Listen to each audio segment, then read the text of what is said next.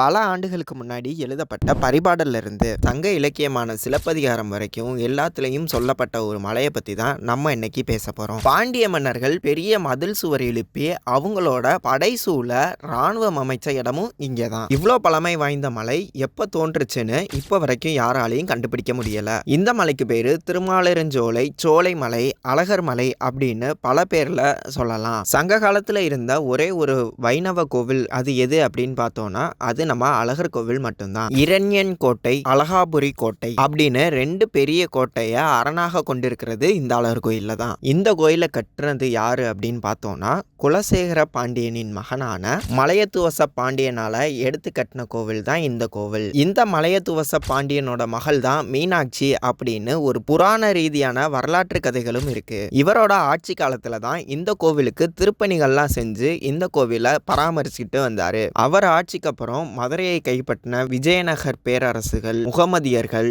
இவங்க எல்லாருமே இந்த கோவிலை தொடர்ந்து மெயின்டைன் பண்ணிட்டே வந்தாங்க. இவ்வளோ பிரம்மாண்டமான இந்த அழகர் கோவில் மலையில 120க்கும் மேற்பட்ட கல்வெட்டுகளும் சாசனங்களும் இருக்கு. இந்த கல்வெட்டுல பாண்டியர்கள், சோழர்கள், விஜயநகர் பேரரசு கோவிலுக்கு செஞ்ச திருப்பணிகள் பற்றின கல்வெட்டுகள் இருக்கு. இதோட இன்னொரு சுவாரஸ்யமான விஷயம் என்ன அப்படின்னு பார்த்தோம்னா மகாபாரதத்தில் வரக்கூடிய பஞ்சபாண்டவர்கள் நம்ம அழகர் கோவில் மலையில வந்து தங்கியிருக்காங்கன்னு ஒரு வரலாற்று கதையும் இருக்கு. அவங்க வாழ்ந்த அந்த குகையும் 9 அடிக்கு உள்ள கற்படுக்கைகளும் இருக்கு. இதை தொடர்ந்து ஏன் அழகர் கோவிலோட ராஜகோபுரம் எப்பயுமே பூட்டப்பட்டிருக்கணும், இந்த மலையில இருக்கக்கூடிய நூபர கங்கை தீர்த்தத்தை பற்றியும் இனி வர வீடியோஸில் பேச இருக்கும்.